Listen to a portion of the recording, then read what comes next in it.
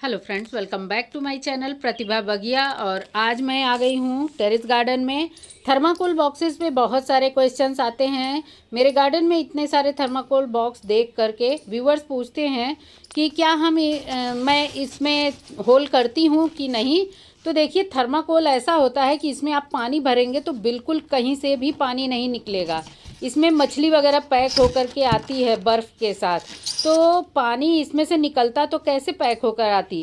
तो इसमें हमें होल करना बहुत ज़रूरी है। इसके लिए केवल लकड़ी के टुकड़े से या किसी भी चीज़ से आप होल कर सकते हैं। कील वगैरह से भी होल कर सकते हैं। मैं देखिए ब्रश के पीछे वाले हिस्से से होल कर रही हूँ। और होल इसमें थोड़ा छोटे छोटे ही करें।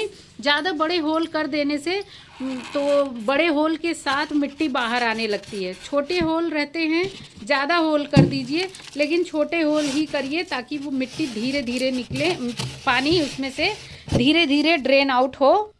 2-4 थर्माकोल बॉक्सेस में मैंने बड़े होल किए थे तो उसमें से मिट्टी ज़्यादा बाहर होती थी, इसीलिए मैं अब बहुत छोटे छोटे होल करती हूँ। कई सारे 7-8 होल कर देती हूँ। और फिर उसके बाद इसको मैं कैसे भरूंगी, कूड़े कचरे से कितना अच्छा रिज़ल्ट मिल रहा है मुझे, मैं रिज़ल्ट के साथ आपको वीडियो में दिखाऊंगी। खाद बनी हुई भी दिखाऊंगी और इस तरह से मिट्टी जैसे मैं इसको भर करके बना रही हूँ उसमें कितना अच्छा रिज़ल्ट हमें मिलेगा।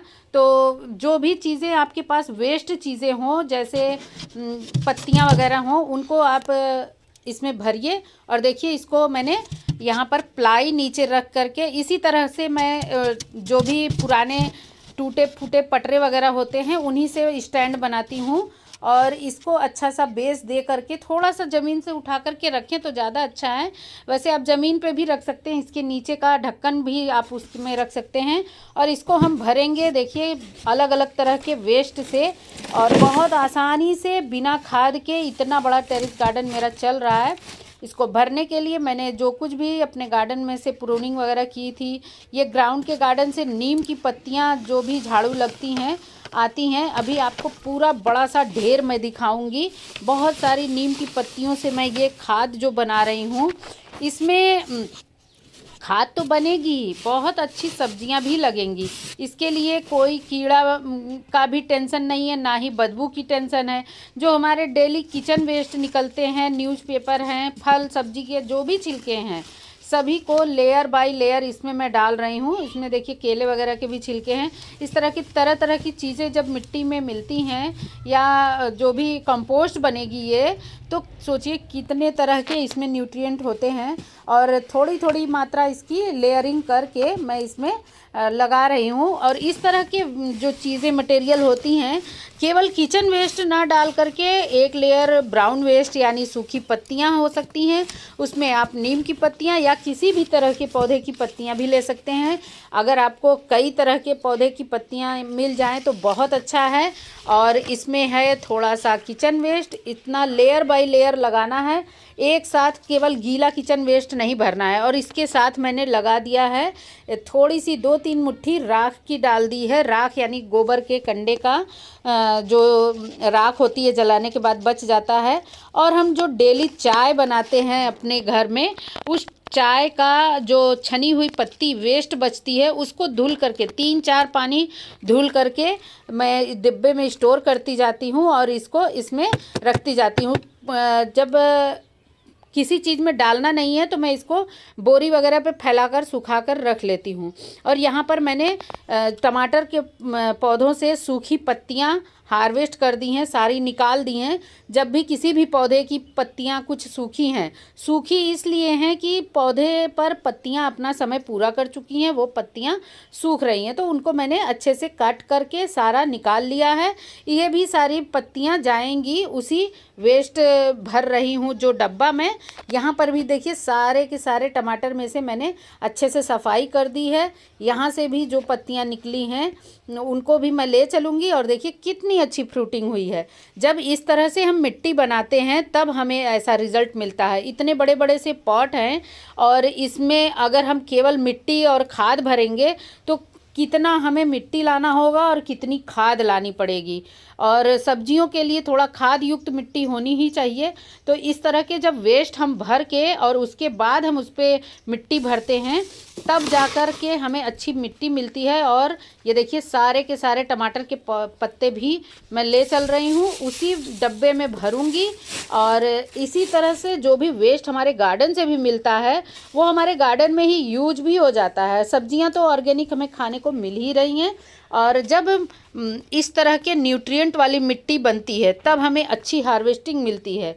और ये जो वेस्ट हैं इनको बहुत अच्छे तरीके से हम अपने गार्डन में यूज कर सकते हैं। और पूरे गार्डन में देखिए फूल सब्जी सब कुछ बहुत अच्छी लग रही है। लेकिन एक भी चीज़ मैं बाहर मार्केट से नहीं लाती हूँ, केमिकल का बिल्कुल यूज नहीं करती हूँ। यही सारे पौधे से जो भी पत्तियाँ और जो भी पुराने पौधे से पुराने पौधे फूल के जो भी मैंने ये देखिए मैरीगोल्ड के कट किए हैं, ये सभी इसी में चले जाएंगे। मैरीगोल्ड का पौधा अलग मेडिसिनल वैल्यू रखता है। मैरीगोल्ड जो होता है ये जाफरी वैरायटी का मैरीगोल्ड है। और ये जो है इसमें मैं फिर चाय की पत्ती डाल रही हूँ। इस तरह से लेयर बाय लेयर, जब चाय की पत्ती, एक लेयर किचन वेस्ट, उसके साथ थोड़ी सी राख जो है कैल्शियम पोटेशियम का बहुत बड़ा सोर्स है, और जो कि वो इसी जो मिट्टी के साथ मिलेगा। और जब मिट्टी में हम कोई भी पौधा लगाएंगे या फिर कोई भी सब्जी के बीज लगाएंगे, कुछ भी लगाएंगे, उसमें बहुत अच्छा जब उसकी जड़ें नीचे पहुंचेंगी तो सोचिए नीचे उसको खाद मिलेगी। और ये बहुत जल्दी डीकम्पोज होते हैं। और एक लेयर ब्राउन वेस्ट यानी सूखी पत्तियां, टहनियां, जो कुछ भी आपके पास हो वो मिलाइए। और फिर एक लेयर किचन वेस्ट की डालिए। इस तरह से जब लेयर बाय लेयर आप लगाएंगे तब जाकर बनती है अच्छी खाद। केवल किचन वेस्ट भर देने से, गीला किचन वेस्ट ही भर के और हम उसमें चाहेंगे कि सब्जियां लगा दें या कोई भी पौधा लगा दें, तो वो सही नहीं है। सही तरीका कंपोस्टिंग का यही है कि हम उसमें लेयर बाय लेयर चीज़ें मिलाएं, अलग अलग तरह की चीज़ें मिलाएं। और मैंने इसमें बीच में मिट्टी इसलिए नहीं डाली है, अगर हमारे पास केवल सूखी पत्तियां हैं और किचन वेस्ट है तो हमें बीच में मिट्टी की भी एक एक लेयर लगानी होगी। चूँकि ग्राउंड के गार्डन से झाड़ू लगकर पत्तियां आई हैं, उसके साथ बहुत सारी मिट्टी आई है, इसलिए मैंने मिट्टी बीच में नहीं डाली है। और ये देखिए मैंने खूब प्रेस करके इसको खूब दबा करके अच्छे से भरना है, खूब अच्छे से दबा करके, क्योंकि ये वेस्ट जब डीकम्पोज होगा तो भी और बैठेगा। तो इसको जब हम अच्छे से दबा कर भरेंगे इस तरह से, फिर मिट्टी ऊपर से डालेंगे, तो अगर इस तरह से हम वेस्ट में किसी भी तरह की मिट्टी मिला लें, जो भी मिट्टी, ये तो मैं अपने ग्रो बैग से या जो भी कंटेनर खाली हुआ है उसी में से जो मिट्टी निकली है वही मिट्टी मैं यूज़ कर रही हूँ।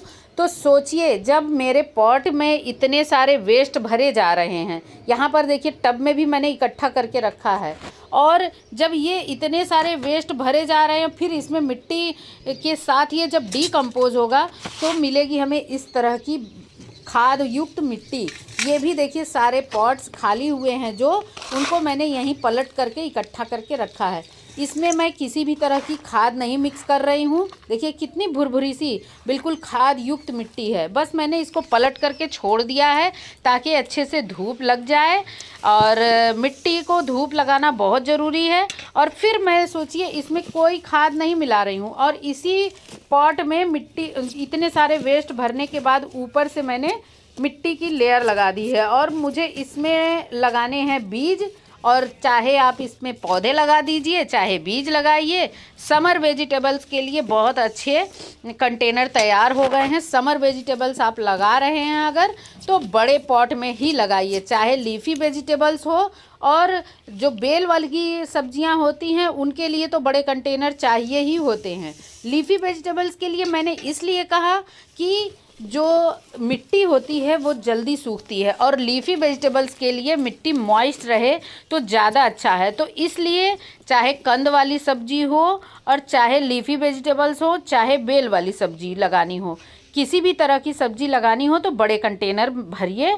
बड़े कंटेनर से मतलब है कि आप चाहे टब भरिए चाहे थर्माकोल बॉक्स भरिए, और नहीं तो बड़े बड़े साइज़ के ग्रो बैग आते हैं वो लाइए। और कुछ नहीं खर्च करना है तो आप बोरी, पुरानी बोरी जो प्लास्टिक की होती है वो भरिए। उसमें हाफ फोल्ड करके किसी भी तरह की सब्जियां लगाइए। बेल वर्गीय सब्जी लगानी है तो उसको खुला रहने दीजिए। और ये देखिए पॉट में मैंने इसी तरह से भरा था और नीचे का रिज़ल्ट मैं दिखा रही हूँ मिट्टी खोद करके, और कोई भी वेस्ट इसमें बचा नहीं है, सब डीकम्पोज हो गया है। इस तरह के जब वेस्ट भर के हम मिट्टी बनाते हैं या पॉट भरते हैं तो इस तरह के वेस्ट में नमी होल्ड होती है और ये खाद युक्त मिट्टी बनेगा, तब जा कर के ये जो गर्मी आ रही है गर्मी में बहुत अच्छा काम करेगा। इस तरह की वेस्ट चीज़ें जब हम इसमें भरेंगे। और गार्डन देखिए कितना खूबसूरत लग रहा है। इतने बड़े बड़े से पॉट हैं तो इतनी मिट्टी मैं नहीं ला सकती। यहाँ पर देखिए इकट्ठा करके जो भी पत्तियाँ झड़ रही हैं ग्राउंड के गार्डन में सब इकट्ठा करके रखा गया है। और यहाँ मैं मूली भी हार्वेस्ट कर ले रही हूँ। और मूली भी देखिए इसी तरह के उसमें थर्माकोल बॉक्स में लगा है और इसको लगाते हुए भी मैंने इसी तरह के वेस्ट भर करके फिर ऊपर मिट्टी डाल के मैंने लगाया है। और मूली की हार्वेस्टिंग आपको 2 महीने में मिलती है। जैसे आपने आज अगर बीज लगाए हैं तो 2 से 2.5 महीने में आपको इसकी हार्वेस्टिंग मिलेगी। मैंने ये पॉट से मैं हार्वेस्ट कर रही हूँ, एक पॉट में तैयार हो रही है, हार्वेस्टिंग के लायक हो गई है, और एक पॉट में अभी 1 महीने के बाद मुझे हार्वेस्टिंग मिलेगी। देखिए यहाँ पर भी मूली तैयार है, अभी इसमें थोड़ी पतली हैं मूलियाँ, जब तक उस पॉट की ख़त्म होंगी तो ये भी हार्वेस्टिंग के लायक हो जाएगी। इसमें भी देखिए मूलियाँ अच्छी बनने लगी हैं, बहुत अच्छी मूली बनी है।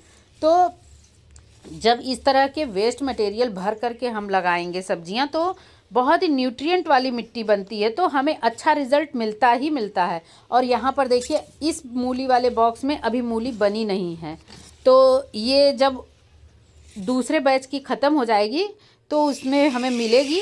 और इसी तरह से वेस्ट भर के मैंने देखिए अदरक लगाई थी, अदरक का कितना अच्छा रिज़ल्ट मिला है मुझे। अदरक बहुत अच्छी हार्वेस्ट हुई है, हल्दी, अरबी और शकरकंद सब बहुत अच्छा हार्वेस्ट मिला है। ये अदरक को मैं धुल रही हूँ, इसकी जो मिट्टी है ये मैं पॉट में ही मिट्टी वाला जो पानी मैं धुल रही हूँ, तो ये पानी भी इसी पॉट में डाल दूंगी कहीं और भी।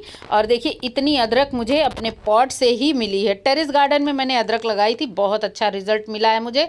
और इतना साफ़ सफाई करके मैंने निकाल लिया है अदरक, बहुत ही अच्छी।